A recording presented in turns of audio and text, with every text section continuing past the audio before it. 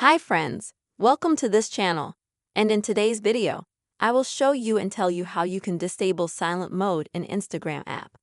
Friends, please subscribe to the channel. Be sure to put your likes and also write comments.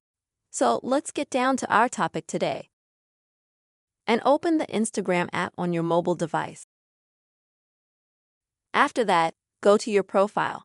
Next, at the top, on the right side, click on the three bars to go to Settings. Here in Settings, select the Notifications option and select Silent Mode. And if you have it set up and you want to turn it off,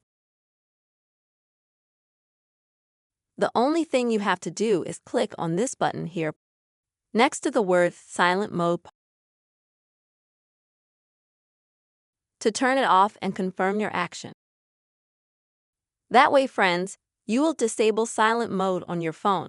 I really hope you found this video helpful and useful. You have seen how you can disable silent mode on Instagram very easily. Please, friends, subscribe to our channel, write comments, don't forget to put likes under the video. Bye-bye.